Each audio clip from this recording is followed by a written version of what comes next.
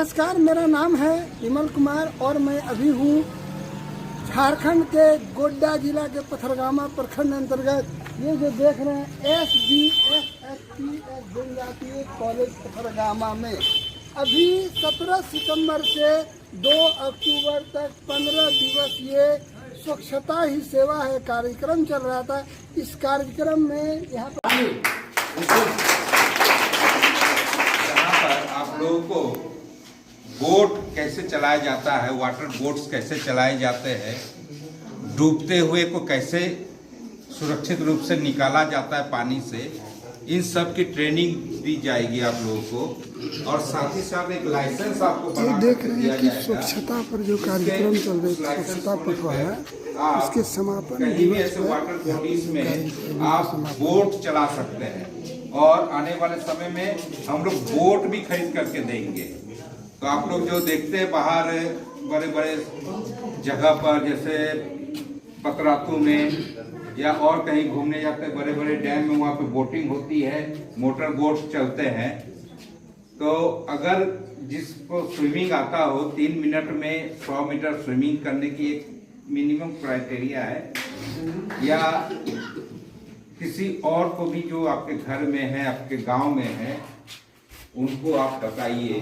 और चूंकि समय हालांकि लास्ट डेट पार कर गया है, लेकिन फिर भी अगर 1-2 दिन में 4-5 तारीख तक भी मेरे पास आ जाते हैं तो मैं उन लोगों का नाम भेज दूंगा आगे और उनकी वो ट्रेनिंग करवा देंगे।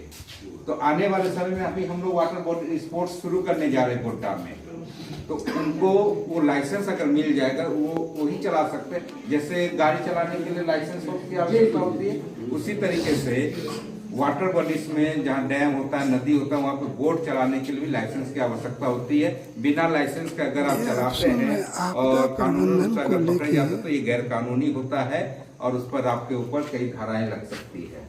तो ये बहुत अच्छा सुनहरा अवसर है जो आपके घर पे अगर ऐसे लोग हैं, क्योंकि आप अलग अलग गांव से हैं, तो ये सूचना बहुत जल्दी फैल सकती है। या कई के घर में ऐसे होंगे, भैया होंगे, दीदी होंगे जो स्विमिंग वगैरह जानते हैं लेकिन बेरोजगार बैठे हुए हैं, तो उन लोगों को ये सूचना दीजिए। दूसरा,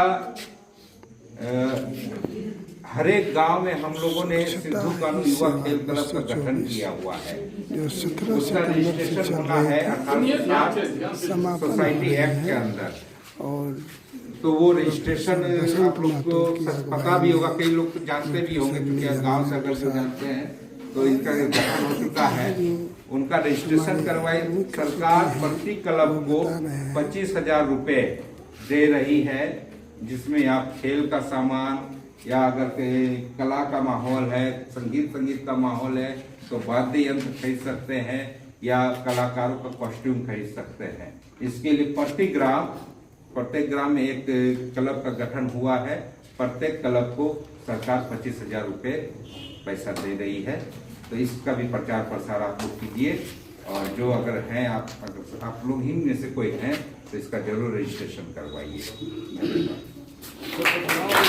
गाँव होंगे, एक पंचायत में अगर 10 गाँव तो 10 गाँव में बना होगा, वो क्लब आकर के अपना रजिस्ट्रेशन करवाए 1860 सोसाइटी एक्ट के अंदर। उसमें फिर जब उनका सर्टिफिकेट डाउनलोड हो जाएगा तो अध्यक्ष, सचिव, कोषाध्यक्ष के नाम पे जॉइंट अकाउंट खोलेगा बैंक में, उस खाता में हम लोग पैसा देंगे। बहुत बेहतरीन क्रिकेट टीम है सर। सर, क्या नाम हुआ आपका सर? मैं डॉक्टर प्राण महतो, जिला खेल पदाधिकारी। सर, ये जो कार्यक्रम चल रहे थी स्वच्छता ही सेवा 2024 जो 17 तारीख से चल रही थी, एक बहुत अच्छी कार्यक्रम है, सरकार की अच्छी सोच है। और इसमें आप लोगों ने क्या किसी पंचायत को गोद लिया है? जी, इसमें इस कॉलेज के द्वारा एक गांव को गोद लिया गया है, जिसके बारे में जानकारी यहाँ के कार्यक्रम पदाधिकारी देंगे। और यहाँ के कार्यक्रम पदाधिकारियों के द्वारा ही ये 15 दिनों का कार्यक्रम किया गया, जिसका समापन किया गया। और इस पर जिन बच्चों ने उच्चतम परफॉर्मेंस दिया उनको आज पुरस्कृत। सर, मैं देख रहा हूँ कि इतना मेहनत करने के बाद भी शायद लोग ये समझते हैं कि ये पूरी तरह से सरकार का दायित्व है सफाई करना, और लोगों में अब तक जागरूकता नहीं पैदा हो पा रही है चाहे आप स्मार्ट सिटी भागलपुर को लीजिए, पथरगामा को लीजिए, गोड्डा को लीजिए, ये बड़ी समस्या है, इसको दूर कैसे किया जा सकता है? स्वच्छता सर्वप्रथम मानसिक रूप से शुरू होता है। ये कि मानसिकता की बात है कि कैसे हम अपने आस पड़ोस को स्वच्छ रखें। इसके लिए बहुत ज़रूरी है कि जो घर का कचरा है नियत रूप से निश्चित जगह पर फेंके और ऐसी जगह पर फेंके और गीला कचरा सूखा कचरा दोनों को अलग अलग करके फेंके, कचरा को यहाँ वहाँ ना फेंके। साथ ही अपने आस पड़ोस के लोगों से भी समय समय पर बातचीत करते रहें और जो स्वच्छता के लिए जो आवश्यक कदम है वो अपने स्तर से भी उठाएं। प्रशासन तो करता ही है, समय समय पर कचरा उठा। सर मैं एक चीज़ पूछना चाहूँगा कि आखिर ये जो अवशिष्ट पदार्थ है, जो कचरा है, उसको फेंकने के लिए जो शहरों में या मोहल्ले में डस्टबिन वही कचरे की तरफ फेंके हुए हैं। जैसे पथरगामा में मैं बता देना चाहता हूँ, पथरगामा से जब आप बाहर की तरफ निकलेंगे दोनों तरफ, या महकमा जाने के लिए या गोड्डा आने के लिए, देखिएगा जैसे पथरगामा से निकलते हैं सड़क के किनारे कचरा फेंका हुआ है। लोगों को लगता है कि मेरे घर का कचरा दूसरे के दरवाजे पर ले जाके फेंक दूं, मेरा उत्तरदायित्व समाप्त हो जाता है। इसको जागरूक करने के लिए आपके इस कॉलेज के द्वारा क्या किया गया है? सर आप बताइए। कॉलेज के द्वारा ये राष्ट्रीय सेवा योजना का उद्देश्य कहीं कचरा साफ करना या ये नहीं, लेकिन बल्कि प्रेरणा देना था कि स्वच्छता अभियान के द्वारा लोगों को कि हम जो है साफ करके दिखाए जगह जगह पे और लोगों को बताए कि ये हमारा आपका कार्य है, आप इसी प्रकार का करिए ताकि स्वच्छ रहे। और जब तक आप नहीं करेंगे तो ये स्वच्छ नहीं रह सकता है। यह प्रेरणा देने के लिए लोगों को हमने राष्ट्रीय सेवा योजना के ने करके दिखाया। और ये जागरूकता अभियान था, स्वच्छता अभियान के साथ जागरूकता था कि करके दिखा देना और लोगों को प्रेरित करना। मैंने 2 दिन पहले भी पथरगामा में जो बड़ी दुर्गा मंदिर है उसके पूरब साइड में लगता है कि पूरा पथरगामा वालों ने कचरा डाल दिया था। मेरे चैनल के द्वारा उसको पूरी तरह से उछाला गया और रात में मुझे संदेश गई, मैसेज गया कि आज जेसीबी लगा के उसको हटा दिया गया। तो अच्छी बात है ना, लेकिन लोगों में ये समझदारी आना जरूरी है। क्या सर? निश्चित रूप से समझदारी आनी चाहिए। ये चूँकि एक शुरुआत है, आज हम लोग 2 अक्टूबर को स्वच्छ भारत दिवस गांधी जी के जयंती के अवसर मना रहे हैं। ये एक शुरुआत है। हम समझते हैं कि ये पथरगामा कॉलेज के सेवक सेवकाओं द्वारा पोस्ट ऑफिस का सफाई किया गया, जिसका परिणाम स्वरूप लोगों में जागरूकता आया। उसी कारण से लोग दुर्गा मंदिर के आसपास सफाई की। चलिए, आप लोगों को मेरे चैनल में भाग लेने के लिए धन्यवाद। सबों को प्रणाम मेरा, बहुत बहुत धन्यवाद। आपका भी शुक्रिया।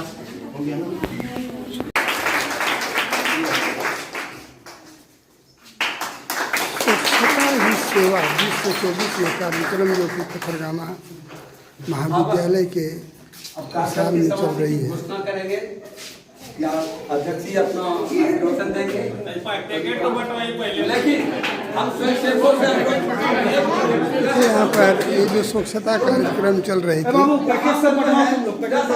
मिनट सुन लीजिए। यहाँ पैकेट मिलेगा, पैकेट लेके जितने अतिथि सब जाएंगे खाएंगे, लेकिन आप लोग यहीं पर बैठेंगे। ये जो साइन करने का काम है और भी कुछ बात करनी है आप लोगों से।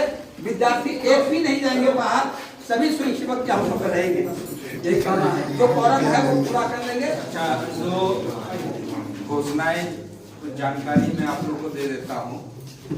मुझे लगता है कि जानकारी का अभाव की वजह से गोड्डा जिला में थोड़ा सा इसमें लोग, एक तो हम लोग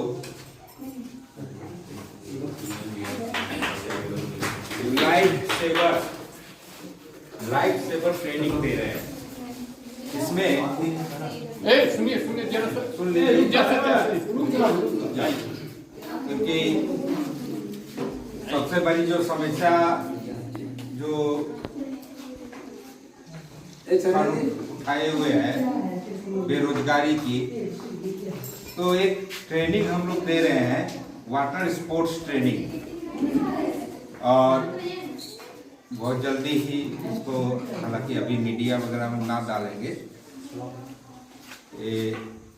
हम लोग वाटर स्पोर्ट्स एक्टिविटी भी शुरू करने जा रहे हैं। इसकी हम लोग इस समारोह में जनजातीय महाविद्यालय पूर्व से हम लोग के को कोई प्रोग्राम नहीं था प्रोफेसर कि बसंत किसको महतो GPS के बनाया द्वारा जाए। जो अध्यक्षीय भाषण दिया अंतिम जा रहा आवर में है, सर आप से लोग सुन रहे हैं। आपको सर समय देना है। सर 2 जिला के कार्यक्रम खेल पदाधिकारी हैं, गोड्डा जिला और साहिबगंज जिला के। इन्होंने अपनी तमाम व्यवस्था के बावजूद महाविद्यालय के कार्यक्रम में भाग लिए। मैं महाविद्यालय परिवार की ओर से, NSS की ओर से इनको बहुत बहुत धन्यवाद और विशेष करके इन्होंने जो स्पोर्ट्स क्लब किए गांव में, सिद्धू कानू क्लब और ये सब, ये जो स्पोर्ट्स ट्रेनिंग का, जो वाटर स्पोर्ट्स ट्रेनिंग का जो बात बोले, इसके अलावे बहुत सा ऐसा अवसर है आप लोगों के बीच जो सर के सहयोग से इस महाविद्यालय को हम आशा करते हैं कि पूरा होगा। आप लोग को मैं बता देना चाहता हूं कि सिद्धू कानू मुर्मू विश्वविद्यालय में आर्चरी का टूर्नामेंट नहीं हुआ करता था। ये पथरगामा महाविद्यालय जहां से आर्चरी का सिद्धू कानू विश्वविद्यालय में शुरुआत किया गया। उस समय तत्कालीन वाइस चांसलर थे डॉक्टर मनोरंजन सिंह। सब कॉलेज से एक प्रस्ताव मांगते थे कि भाई आप किस इवेंट को कराइएगा, तो सारे कॉलेज ने कोई फुटबॉल ले लिया, कोई क्रिकेट ले लिया, कोई ये ले लिया। तो ये 2 चीज का शुरुआत जो है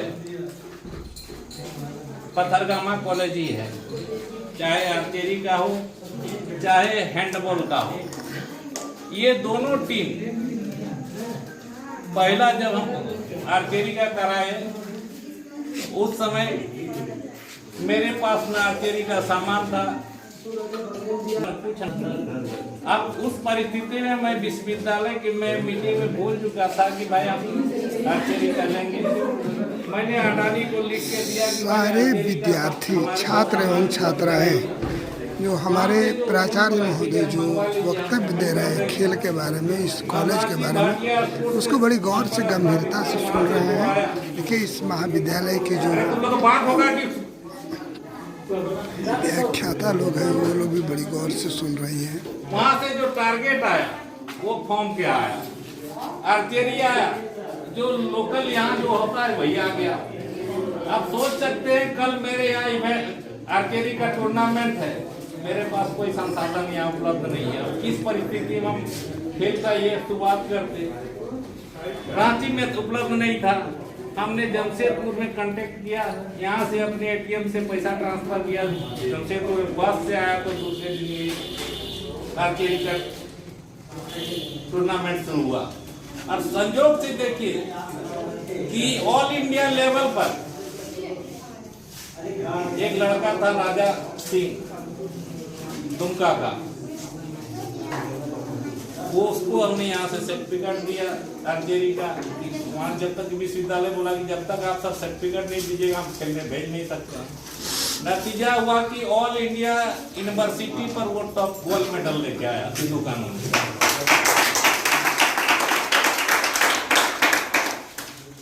आपको इस महाविद्यालय से अंतर्राष्ट्रीय खिलाड़ी भी है हैंडबॉल का, दीपक कुमार।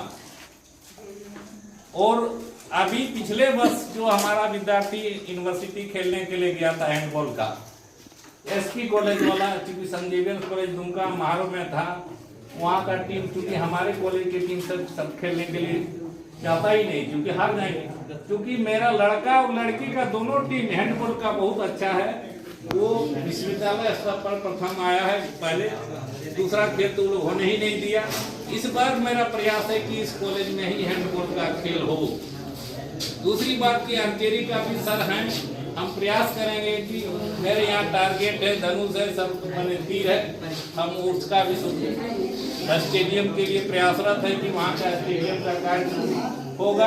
हम सर को कई बार लिखित भी दे चुके हैं, सर भी प्रयासरत हैं उस स्टेडियम का कायाकल्प हो और हम लोग एक अच्छा खेल का एक हब तैयार करें, क्योंकि आर्चरी और ये दो हैंडबॉल दोनों में विद्यार्थी मेरा बहुत अच्छा किया है। अभी लड़की लड़का दोनों का टीम बहुत अच्छा है। मैं आशा करता हूं कि सर इसमें बहुत सहयोग करेंगे, क्योंकि खेल में बहुत ज्यादा अवसर आप लोग को प्राप्त होना है। खेल के साथ साथ कला संस्कृति के लिए भी हम लोगों ने लिख के दिया जिला प्रशासन को, उसके लिए कल्चरल हम मैंने बिल्डिंग के लिए 2.5 करोड़ रुपया जिला प्रशासन की ओर से स्वीकृत हो गया है। उसका डीपीआर मैंने प्राक्कलन तैयार होना है और कल्चरल को भी बढ़ावा देने के लिए हम लोग प्रयासरत हैं।